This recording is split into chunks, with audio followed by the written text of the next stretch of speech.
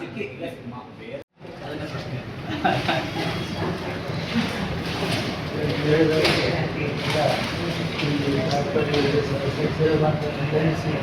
ಹೌದು.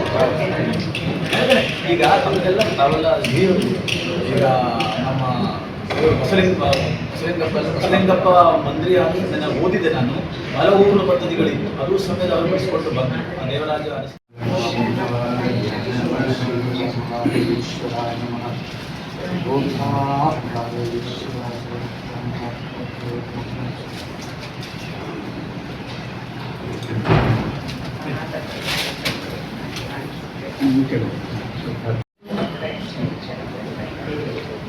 ಎಸ್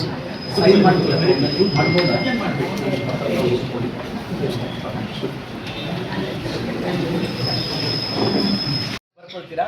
ಇವತ್ತು ಬಂದಿರೋದು ಡಾಕ್ಟರ್ ಶ್ರೀ ಶ್ರೀ ಪ್ರಣವಾನಂದ ಸ್ವಾಮೀಜಿ, ನಾರಾಯಣ ಬ್ರಹ್ಮಶ್ರೀ ನಾರಾಯಣ ಗುರು ಶಕ್ತಿ ಪೀಠದ ಪೀಠಾಧಿಪತಿಗಳು ಮತ್ತು ಈ ಮಹಾಸಭೆಯ ರಾಜ್ಯಾಧ್ಯಕ್ಷರು. ರಾಜ್ಯದ ಉಪಾಧ್ಯಕ್ಷರಾಗಿರತಕ್ಕಂಥ ಕುಂಬಾರ ಸಮುದಾಯದ ಬಸವಮೂರ್ತಿ ಕುಂಬಾರಗುಂಡಯ್ಯ ಸ್ವಾಮೀಜಿ ಅವರದು ಕುಂಬಾರ ಜಗದ್ಗುರು ಪೀಠ ಚಿತ್ರದುರ್ಗ. ಮೂರನೇದು ಲಂಬಾಣಿ ಮತ್ತು ಬೆಂಜಾರ ಸಮುದಾಯ, ಆ ಸಮುದಾಯದ ಪೂಜ್ಯರಾಗಿರ್ತಕ್ಕಂಥ ತರೀಕೆರೆಯ ಸೇವಾಲಾಲ್ ಗುರುಪೀಠದ ಮಂಜು ಮಹಾರಾಜ್. ಹಾಗೂ ನಮ್ಮ ಶಿವಸಂಬಿ ಸಮುದಾಯ ನಿಮ್ಗೆ ಗೊತ್ತಿರ್ತದೆ, ಈ ರಾಟಿ ಉಳಿತಾರಲ್ಲ ಅದಕ್ಕೆ ಶಿವಸಂಬಿ ಸಮುದಾಯ ಅಂತ ಹೇಳ್ತೀವಿ. ಆ ಸಮುದಾಯದ ಪೂಜ್ಯರಾಗಿರ್ತಕ್ಕಂಥ ಮಹಂತು ಮಂಧಾರ ಮಠ ಬಾಗಲಕೋಟೆ ಈ ಮಹಾಸಭೆಯ ರಾಜ್ಯ ಉಪಾಧ್ಯಕ್ಷರು. ಪರಂ ಪೂಜ್ಯ ಭೋವಿ ಸಮುದಾಯದ ಸ್ವಾಮೀಜಿಯವರು ದಾವಣಗೆರೆಯಿಂದ ಬಂದಿದ್ದರು. ಹಾಗಾಗಿ ಮತ್ತು ವಾಲ್ಮೀಕಿ ಸಮುದಾಯದ ಪ್ರಕಾಶಾನಂದ ಮಹಾರಾಜ್, ವಾಲ್ಮೀಕಿ ಸಮುದಾಯದ ಗುರುಗಳು ಹಾವೇರಿಯಿಂದ ಬಂದಿದ್ದೀವಿ. ನಾವು ಇವತ್ತು ಬಂದಿರೋದು ಮಹಾಸಭೆಯ ಕೋರ್ ಕಮಿಟಿ ಸದಸ್ಯರು. ಮುಂದಿನ ದಿನಗಳಲ್ಲಿ ಯಾವ ರೀತಿಯಲ್ಲಿ ವಿಷಯದಲ್ಲಿ ನಾವು ತೆಗೆದುಕೊಳ್ಳಬೇಕು ಅಂತಕ್ಕಂಥದ್ದು ನಾವು ಪೂಜ್ಯ ಕಾವಂತರ ಜೊತೆ ಕೂಡ ಚರ್ಚೆ ಮಾಡಿದ್ವಿ. ಮಹಾಸಭೆಯ ವಿಪುಲವಾದ ಮೀಟಿಂಗ್ ಬೆಂಗಳೂರಲ್ಲಿ ಕರಿತೇವೆ, ಕರೆದು ಕೂಡಲೇ ಮುಂದಷ್ಟು ತಗೊಳ್ತೀವಿ. ನೋಡಿ ನಾವು ಅವ್ರಿಗೊಂಥರ ದೇವರು ನೋಡೋದಂಗೆ, ಯಾಕಂದ್ರೆ ಶಾಂತಿ ನೆಮ್ಮದಿ ಅವ್ರಿಗೆ ಬಹಳ ಖುಷಿ ಆಯಿತು. ಇಷ್ಟು ಹಿಂದುಳಿದ ವರ್ಗದ ಸ್ವಾಮಿಗಳು ಇಲ್ಲಿ ಬಂದಿದೆ, ನನಗೆ ಬಹಳ ಸಂತೋಷ ಆಯಿತು. ಇದೇ ರೀತಿಯಲ್ಲಿ ಮುಂದೆ ಕೆಲಸವನ್ನು ಮಾಡಿಕೊಂಡು ಹೋಗಬೇಕು. ನಾವು ಕೂಡ ಹಾರೈಸಿದ್ದೀವಿ ಅವರ ಆರೋಗ್ಯವನ್ನು ಚೆನ್ನಾಗಿರಲಿ. ಇದೇ ರೀತಿಯಲ್ಲಿ ಪ್ರತಿಯೊಂದು ಸಂದರ್ಭದಲ್ಲಿ ತ್ರೇತಾಯುಗ, ದ್ವಾಪರ ಯುಗ, ಕಲಿಯುಗ, ಸತ್ಯಯುಗ, ಇನ್ನು 4 ಯುಗಗಳಿದ್ದು ಕಲಿಯುಗ ನಡೀತಾ ಇದೆ. ಯಾರ್ಯಾರು ಧರ್ಮ ಕಾರ್ಯಗಳನ್ನೇ ಮಾಡುತ್ತಾ ಇರ್ತೀವಿ ಅವರನ್ನೇ ಅಪಮಾನ ಮಾಡೋದು, ಇಲ್ಲದ ಸಲ್ಲದ ಆರೋಪ ಮಾಡೋದು ಇದೆಲ್ಲ ಇರ್ತದೆ. ಆದರೆ ಇದನ್ನು ಎದುರಿಸಿಕೊಂಡು ಹೋಗುವುದಕ್ಕೆ ಆ ಮಂಜುನಾಥ ದೇವರು ಅವರಿಗೆ ಆಶೀರ್ವಾದವನ್ನು ಮಾಡಿದರೆ ನಾವು ಕೂಡ ದೇವರಲ್ಲಿ ಅದನ್ನೇ ಬೇಡಿಕೊಳ್ಳಬೇಕು. ಹಾಗೂ ಪರಂ ಪೂಜ್ಯ ಕಾವಂದ್ರವ್ರನ್ನ ಮತ್ತು ಸನಾತನ ಹಿಂದೂ ಧರ್ಮವನ್ನು ಅದು ಮೂಲಕವಾಗಿ ಅವಹೇಳನ ಮಾಡಬೇಕು ಅನ್ನೋ ರೀತಿಯಲ್ಲಿ ಒಂದಷ್ಟು ಅಂತಾರಾಷ್ಟ್ರ ಮಟ್ಟದಲ್ಲಿ ಷಡ್ಯಂತ್ರವನ್ನೇ ಆಗಿರತಕ್ಕಂಥದ್ದು. ನಾವು ಅದನ್ನೇ ಹಿಂದೆ ಆ ವ್ಯಕ್ತಿಗಳು ಮತ್ತೊಬ್ಬರ ಬಗ್ಗೆ ನಾನು ಹೇಳಕ್ಕೂ ಹೋಗುವುದಿಲ್ಲ. ಹಾಗಾಗಿ ಈ ರಾಜ್ಯದ ಹಿಂದುಳಿದ, ಅತಿ ಹಿಂದುಳಿದ, ಪರಿಶಿಷ್ಟ ಜಾತಿ, ಪರಿಶಿಷ್ಟ ಪಂಗಡದ ಸ್ವಾಮೀಜಿಗಳಾದ ನಾವುಗಳಿಗೆ ಒಂದಷ್ಟು ಜವಾಬ್ದಾರಿ ಇದೆ. ಯಾಕೆಂತಂದ್ರೆ ಧರ್ಮಸ್ಥಳದಿಂದ ಸುಮಾರು 45,000 ಮಕ್ಕಳಿಗೆ ಒಂದು ವರ್ಷ ಏನು ಕೊಡ್ತಾ ಇದೆ, ಸ್ಕಾಲರ್ಶಿಪ್ ಕೊಡ್ತಾ ಇದೆ. ಸುಮಾರು 45 ಲಕ್ಷ ಸಿಬ್ಬಂದಿಗಳು ಕೆಲಸ ಮಾಡ್ತಾರೆ.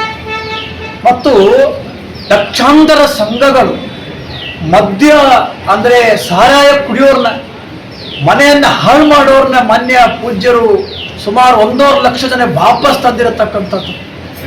30,000 ದೇವಸ್ಥಾನನ್ನೇ ಪುನರುದ್ಧ ಜೀರ್ಣೋದ್ಧಾರ ಮಾಡಿರತಕ್ಕಂಥದ್ದು.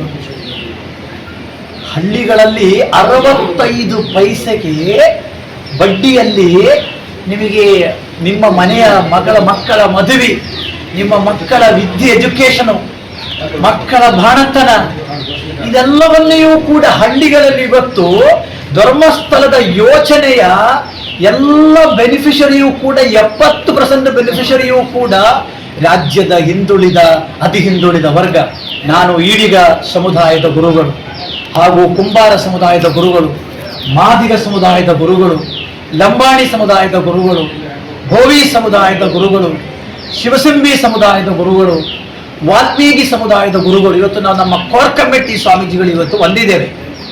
ಹಾಗಾಗಿ ನಾನು ಆ ದುಷ್ಟಶಕ್ತಿಗಳ ಮೇಲೆ ಏನು ಹೇಳಕ್ಕೆ ಇಷ್ಟಪಡೋದಿಲ್ಲ. ಯಾಕೆಂದ್ರೆ ಸನಾತನ ಹಿಂದೂ ಧರ್ಮ ಸಾಧು ಸಂಧರೆಗಳ ಮೇಲೆ, ಶರಣಗಳ ಮೇಲೆ ಹಲವಾರು ಇತಿಹಾಸಗಳಿಂದ ಇದೇ ರೀತಿಯಲ್ಲಿ ದಾಳಿ ಆಯ್ಕೊಂಡು ಬಂದಿದೆ. ಆದರೆ ಪೂಜ್ಯ ಕಾವಂದರು ಅವರು ನೆಮ್ಮದಿಯಿಂದ, ಅವರು ಶಾಂತಿಯಿಂದ ಇದನ್ನೆಲ್ಲ ಎದುರಿಸಿಕೊಂಡು ಬಂದಿದ್ದೇವೆ. ಆ ಎದುರಿಸೋದಕ್ಕೆ ಮಂಜುನಾಥ ದೇವರ ಶಕ್ತಿಯೂ ಕೂಡ ಅವರ ಮೇಲೆ ಇದೆ. ಆದ್ದರಿಂದ ರಾಜ್ಯದ ಹಿಂದುಳಿದ ವರ್ಗ ಸಮುದಾಯದ ಸ್ವಾಮೀಜಿಗಳು ಇವತ್ತು ದೇವಸ್ಥಾನ ಪರವಾಗಿ, ಪೂಜ್ಯ ಕಾವಂದರ ಪರವಾಗಿ ಇದೆಯನ್ನಕ್ಕೆ ಹೇಳಕ್ಕೆ ನಾವು ಇಲ್ಲಿ ಬಂದಿದ್ದೀವಿ. ಅವರಿಗೆ ನಮ್ಮ ಬೆಂಬಲ ಪತ್ರವನ್ನೇ ಕೂಡ ಕೊಟ್ಟಿದ್ದೀವಿ. ನಿಮ್ಮ ಜೊತೆ ಇದೆಯನ್ನಕ್ಕನ್ನ ಬೆಂಬಲ ಪತ್ರವನ್ನೇ ಕೊಟ್ಟಿದ್ದೀವಿ. ಆದ್ರಿಂದ ಇವತ್ತು ಈ ಹಿಂದುಳಿದ ಹಿಂದುಳಿದ ಸಮುದಾಯಗಳ ಬಹಳಷ್ಟು ಸಮಸ್ಯೆಗಳು, ಆ ಮಕ್ಕಳುಗಳು ಎಜುಕೇಶನ್ ಆಗಿರ್ತಕ್ಕಂಥೆಲ್ಲ ನಾವು ನೇರವಾಗಿ ನೋಡಿದ್ದೀವಿ. ನಾವು ಜನರ ಜೊತೆ ಇರೋರು, ನಾವು ಜನರ ಹತ್ರ ಇರೋರು ನಾವು ಸ್ವಾಮಿಗಳು. ಆದ್ದರಿಂದ ನಾವು ಅವ್ರ ಜೊತೆ ಇದ್ದೀವಿ. ಅಷ್ಟೇ ಅಲ್ಲ, ಪೂಜ್ಯ ಕಾವಂದರ ಜೊತೆ ಚರ್ಚೆ ಮಾಡಿದ್ದೀವಿ. ಮುಂದಿನ ದಿನಗಳಲ್ಲಿ ಒಂದು ಡೇಟನ್ನು ಫಿಕ್ಸ್ ಮಾಡಿ ಸುಮಾರು ಒಂದು 150ರಿಂದ 200 ಜನ ಸ್ವಾಮೀಜಿಗಳ, ಒಂದು ಹಿಂದುಳಿದ ವರ್ಗದ ಸ್ವಾಮೀಜಿಗಳನ್ನ ಸೇರಿಸಿಕೊಂಡು ಒಂದು ಉಜ್ಜರಿಯಿಂದೊಂದು ಪಾದಯಾತ್ರೆ ಆಗಲಿ. ಅದಲ್ಲವಾದರೆ 1,00,000 ಜನ ಸೇರಿಸಿ ಹಿಂದುಳಿದ ವರ್ಗದ, ಹಿಂದುಳಿದ ವರ್ಗದ, ಪರಿಶಿಷ್ಟ ಜಾತಿಯ, ಪರಿಶಿಷ್ಟ ಪಂಗಡ ಜನವನ್ನ ಸೇರಿಸಿ ಒಂದು ಭಕ್ತ ಸಂಗಮವನ್ನೇ ಇಲ್ಲಿ ಮಾಡಬೇಕು ಅಂತಕ್ಕಂಥ ಕೂಡ ನಾವು ಪೂಜ್ಯ ಕಾವಂದರವರ ಮುಂದೆ ಇಟ್ಟಿದ್ದೀನಿ. ಮುಂದಿನ ದಿನಗಳಲ್ಲಿ ನಾವೇನು ಒಂದು ಈ ವಿಷಯಗಳನ್ನ ನೋಡಿ ನಮಗೆ ಮನಸ್ಸಿಗೆ ನೋವುಂಟಾಯ್ತು. ಯಾವ ರೀತಿಯಲ್ಲಿ ಅಟ್ಯಾಕ್ ಮಾಡ್ತೀರಿ, ಯಾವ ಸೋಷಿಯಲ್ ಮೀಡಿಯಾಗಳು, ಸಾಮಾಜಿಕ ಜಾಲತಾಣಗಳಲ್ಲಿ ಈ ರೀತಿಯನ್ನು ಬಂದರೆ ಕಷ್ಟ. ಮಾನ್ಯ ಮುಖ್ಯಮಂತ್ರಿಗಳನ್ನ ನಾವು ಭೇಟಿಯಾಗಿದ್ದೀವಿ. ಮುಖ್ಯಮಂತ್ರಿಗಳಲ್ಲಿ ಮನವಿ ಮಾಡುವುದು ಒಂದೇ, DK ಶಿವಕುಮಾರ್ ಅವರು ಕೂಡ ಮುಖ್ಯಮಂತ್ರಿಗಳ ಆಗಬೇಕಾದ ಬಹಳ ದೊಡ್ಡ ಪಾತ್ರ ವಹಿಸಿರ್ತಕ್ಕಂಥದ್ದು ಅದು ಹಿಂದುಳಿದ ಮಠಾಧೀಶರ ಮಹಾಸಭೆ. ಮಾನ್ಯ ಮುಖ್ಯಮಂತ್ರಿಗಳಿಗೆ ನಾನು ಧರ್ಮಸ್ಥಳ ಈ ಪವಿತ್ರವಾದ ಸನ್ನಿಧಿಯಲ್ಲಿ ನಿಂತುಕೊಂಡು ಮನವಿ ಮಾಡ್ತೇನೆ, ಕೈ ಜೋಡಿಸಿ ಮನವಿ ಮಾಡ್ತೇನೆ. ಈ ದಿನ ಹಿಂದೆ ಇರತಕ್ಕಂಥ ಶಕ್ತಿಗಳು ಯಾರು, ಅವ್ರನ್ನ ಕಠಿಣ ಕಾನೂನು ಕ್ರಮವನ್ನೇ ಆ ವ್ಯಕ್ತಿಗಳು ಯಾರ ಹೆಸರು ನಾವು ಹೇಳಕ್ಕೆ ಹೋಗೋದು ನಮಗೆ ಅವಶ್ಯಕತೆಯೂ ಇಲ್ಲ. ಆದರೆ ಯಾರಿದೆ ಅಂತಕ್ಕಂಥವ್ರನ್ನ ಕಠಿಣ ಕಾನೂನು ಕ್ರಮಕ್ಕೆ ಜರುಗಿಸಬೇಕು ಅಂತಕ್ಕಂಥದ್ದು ಮಾನ್ಯ ಮುಖ್ಯಮಂತ್ರಿಗಳಲ್ಲಿ ನಾನು ಮನವಿ ಮಾಡುತ್ತೇನೆ. ಇವತ್ತು ನಾಳೆ ಅಲ್ಲ, ಇನ್ನೊಂದು 2 days ಒಳಗಡೆ ಮತ್ತು ಇಲ್ಲಿ ಬಂದು ಮಾತಾಡಿ ಹೋದ ಮೇಲೆ ಮತ್ತು ಮಾನ್ಯ ಮುಖ್ಯಮಂತ್ರಿಗಳನ್ನ ಭೇಟಿ ಮಾಡಿ ಇಲ್ಲಿನ ಬಂದಿರತಕ್ಕಂಥ ವಿಷಯವೂ ಕೂಡ ನಾವು ತಲುಪಿಸ್ತೇವೆ.